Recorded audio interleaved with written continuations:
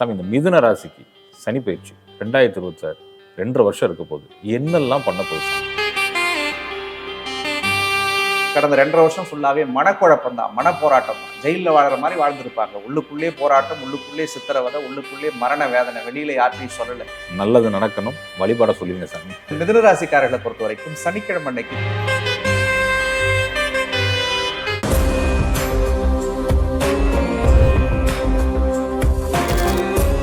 குருஜி மகாவிஷ்ணுவுடன் மகா சிவராத்திரி 2026 பிப்ரவரி 15 மாலை 7 மணிக்கு சிவனின் அருளை பெறும் அரிய வாய்ப்பு ஜூம் மூலமாக ஆன்லைனில் நடைபெறும். இப்போதே முன்பதிவு செய்யுங்கள்.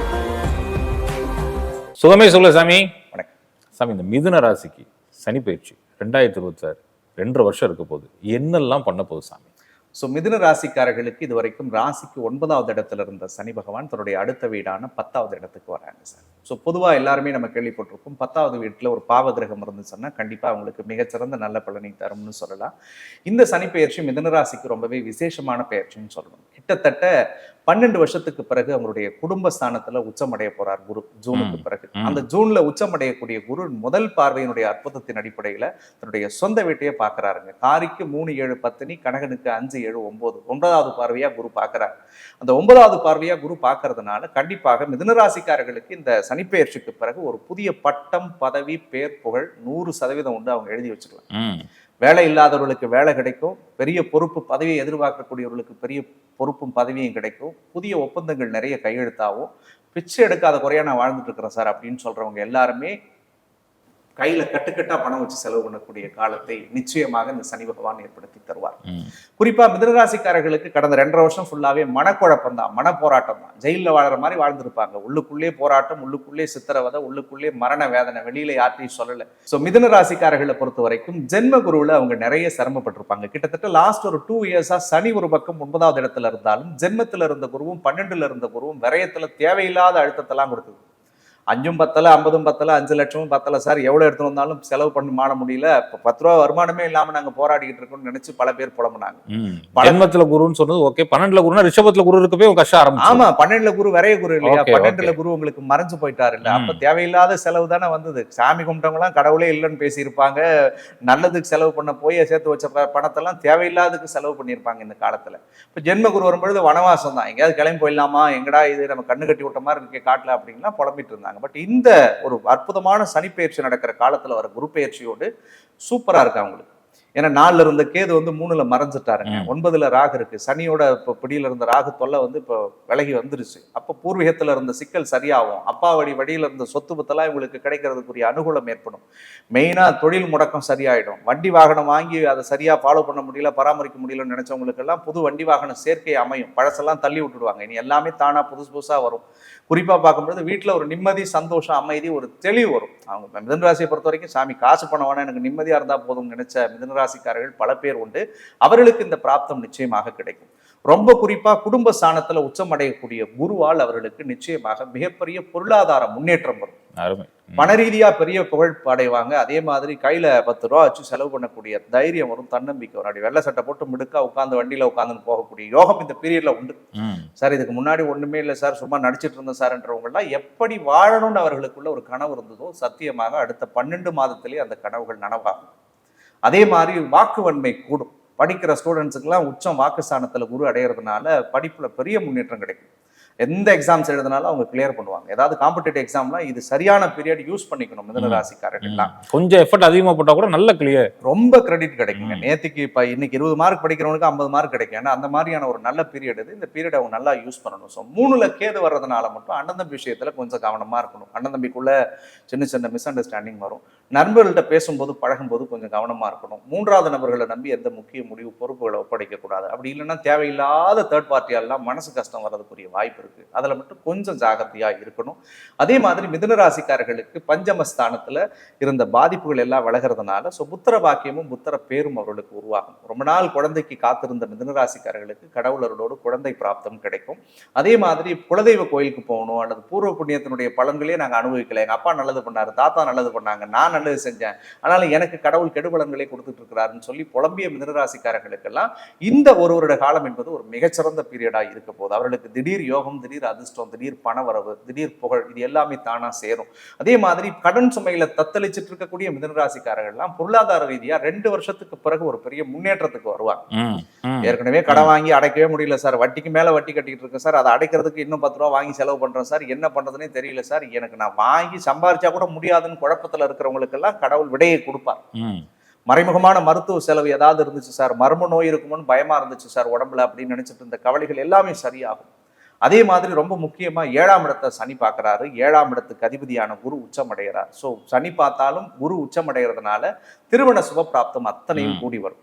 ரொம்ப நாளா கல்யாண தடையை சந்திச்ச மிதுன ராசிக்கெல்லாம் ஜூனுக்கு பிறகு கல்யாணம் டக்கு டக்கு டக்குன்னு நடந்துரும். அவங்க விரும்பிய பெண் ஏற்கனவே ஒரு பொருத்தம் பார்த்துருப்பாங்க, இது வேணாங்கன்னு சொல்லியிருப்பாங்க, இவங்க புலம்பிட்டே இருந்திருப்பாங்க, நல்ல பொண்ணுப்பா, அது நல்ல குடும்பம், வந்திருந்தா பரவாயில்லையே, வரலன்னு சொல்லிட்டாங்களேன்னு போனதெல்லாம் 1 வருஷத்துக்கு முன்னாடி பார்த்தவங்க திருப்பி வருவாங்க.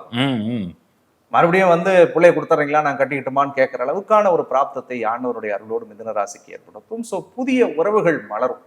ஏற்கனவே காதலே இல்லைன்றவங்களுக்கு எல்லாம் காதல் வரும் இந்த காலகட்டங்கள்ல. காதல் இருந்துச்சுன்னா அது சக்சஸ் ஆகும். அந்த குரு பார்வை உச்சத்தில் வர்றதுனால அது சக்சஸ் ஆகும். காதல் இல்லாதவர்களுக்கு காதல் மலரக்கூடிய காலமா இருக்கும். புதிய உறவுகளாலும் புதிய துணையாலும் ஒரு பெரிய மாற்றம் ஏற்படும். குறிப்பா சொல்லணும்னா மாற்றுப்பாலினத்தால் நான் எப்பவுமே கெட்டதான் நடக்கும்னு சொல்லுவோம். பட் இந்த வாட்டி அவங்களுக்கு நல்லது நடக்கும். ஏன்னா குரு 7ஆம் அதிபதி உச்சம் அடைஞ்சு அந்த இடத்த சனி பார்க்கறதுனால ஆணா இருந்தா பெண்களால் ஒரு வளர்ச்சி, பெண்ணா இருந்தா ஒரு புதிதாக அறிமுகமாகக்கூடிய ஆணால ஒரு பெரிய வளர்ச்சி, இது எல்லாமே அவங்களுக்கு நடக்கக்கூடியதா இருக்கும். அதே மாதிரி அஷ்டமஸ்தானம், நிறைய மரண பயம் இருந்தது 2.5 வருஷமாவே மிதுனராசிக்காரர்களுக்கு. பதட்டம், பயம், மனக்குழப்பம், மனசஞ்சலம் இருந்துச்சு. குறிப்பா அந்த 1 வருஷம் ராகுபடியில சனி வந்ததுல இருந்தே ஏதாவது ஒரு டைலமோலே இருந்துட்டு இருந்தாங்க. அந்த சிக்கல்கள்லாம் சரியாகும். நிச்சயமா வண்டி வாகனத்துல போறப்பல உங்களுக்கு ஒரு பயம் இருக்கும், ஐயோ ஆக்சிடென்ட் ஆயிருமோ, டக்குனு பிரேக் போடுறது, சடன் பிரேக் ஆறது, அதெல்லாம் இருந்து கரெக்டா சொன்னீங்க. அந்த பயம் பதட்டம்லாம் அவங்களுக்குள்ளே இருந்திருக்கும். அது சரியாயிடும். யாரை நம்புறதுன்னே தெரியாம குழப்பின்னு இருந்திருப்பாங்க. உண்மையா நேர்மையா பழகினா கூட அவங்கள சந்தேகப்படுவாங்க. ஏன்னா அது தப்பு இல்லை. 8ஆம் அதிபதி ராகு கூட சேர்ந்ததுனால தேவையில்லாத மனக்குழப்பம், மனப்பதட்டம், ஒரு ஃபோபியால இருந்திருப்பாங்க. அது எல்லாமே சரியாயிடும். அப்பாவுக்கு நிறைய மருத்துவ செலவு செஞ்சிருப்பாங்க. போன 2.5 வருஷம் ஃபுல்லா தகப்பனார் வழி உறவும் பூர்வீகமும் சரி கிடையாது அவங்களுக்கு. 9ல சனி, 9ல ராகு. நிறைய பேர் தந்தையை தவற விட்டுருப்பாங்க இந்த பீரியட்ல. நிறைய பேர் தந்தை வழி உறவுகளால தொந்தரவுகளை அனுபவிச்சிருப்பாங்க. அதே மாதிரி நிறைய பேர் தந்தைக்கு அறுவை சிகிச்சை, மருத்துவ செலவுகள் செஞ்சிருப்பாங்க. பல பேர் ரொம்ப பாண்டிங்கா இருந்திருப்பாங்க. அப்பா பிள்ளைங்க இந்த பீரியட்ல பிரிஞ்சிருப்பாங்க. ஒரு 2.5 வருஷமாவே மனஸ்தாபங்கள் இருந்திருக்கும். அது எல்லாமே சரியாயிடும். தந்தைக்கு ஒரு மகிழ்ச்சியான சூழல் உருவாகும். தந்தையை நினைச்சு பிள்ளைங்க சந்தோஷப்படுவாங்க. பிள்ளைகள் நினைச்சு அவங்களுடைய பெற்றோர்கள் அப்பா ரொம்ப சந்தோஷப்படுவாருங்க. ரொம்ப குறிப்பா ஆரம்பத்துல சொன்ன 10ல சனி, அந்த சனி வந்து இப்ப அவங்களுக்கு வர்றதுனால கண்டிப்பா பட்டம், பதவி, பேர், புகழ் மிதுனராசிக்காரர்களுக்கு 100% கிடைக்கும். வேலை இல்லாதவங்களுக்கு வேலை, அரசியல், திரைத்துறை சார்ந்த நண்பர்கள் யாராக இருந்தாங்கன்னா அவங்களுக்கு எல்லாம் பீக்கான பீரியட் இது. எந்த முடிவுகள்னாலும் அவங்க துணிச்சலோட எடுத்து இறங்கி அடிக்கலாம். அப்படி அடிக்கும் பொழுது பெரிய பட்டம், பெரிய பதவி, பெரிய பொறுப்பு, பெரிய புகழ் எல்லாம் அவங்களை அலங்கரிக்கக்கூடியதா இருக்கும். லாபத்தை அற்புதமாக பார்ப்பார்கள் இந்த பீரியட்ல. ஏத்திக்கலாம் செலவு பண்ணி வராத பணம் வரும். 1000 தொட்டு பார்த்து செலவு பண்ண கை இன்னைக்கு லட்சத்தை அள்ளி பார்த்து செலவு பண்ணும். அந்த மாதிரியான பீரியட் வருது. 2ல தனஸ்தானத்துல பொன்னானா இருக்கக்கூடிய குரு உச்சமடைகிறார். அடிச்சு தூள் கிளப்பலாம் அவங்க. அதே மாதிரி நிறைய பேருடைய வெளிநாட்டு கனவு, தூரதேச பிரயாணம், கடல் கடந்து வாணிப, வெளிநாட்டு யோகம், இது எல்லாமே பயங்கர பரிபூர்ணமா சக்சஸ் ஆகும். ஸோ பிஆருக்கு அப்ளை பண்றவங்க, அது அப்ளை பண்ணி ரிஜெக்ட் ஆகிட்டே இருக்குன்னு நினைக்கிறவங்கலாம் ஜூன் மாசத்துக்கு பிறகு அந்த ப்ராசஸ் அவங்க தொடங்கினா அது அவங்களுக்கு ரொம்ப சக்சஸ் ஆகும்.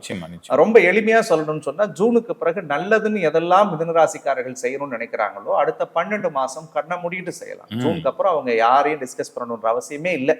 கண்ணை மூடிட்டு தாராளமா செய்யலாம். நீங்க மண் வாங்கலாம், மனை வாங்கலாம், வீடு கட்டலாம், வண்டி வாகனம் வாங்கலாம், சுபகாரியங்கள் செய்யலாம், சுய தொழில் பண்றதுக்கு பணத்தை முதலீடு பண்ணலாம். அதெல்லாம் தாராளமா செய்யலாம். ஆண்டவனுடைய அருளோடு, சனி பகவானுடைய துணையோடு அது எல்லாமே ரொம்ப அற்புதமாவே அவங்களுக்கு இருக்குன்னே சொல்லணும். நிச்சயமா சாமி, நிச்சயமா. இப்ப நம்ம பாக்குறப்ப நம்ம ஒரு கீழே கமெண்ட் பண்ணுவாங்க, சாமி இதெல்லாம் சொல்றீங்க, இன்னைக்கு 100 ரூபாய் கூட வழி இல்லை, நீங்க லட்சம் கோடிக்கிறீங்களே, இது எப்படி நடக்குமா, சாத்தியமானு கேட்பாங்கல்ல.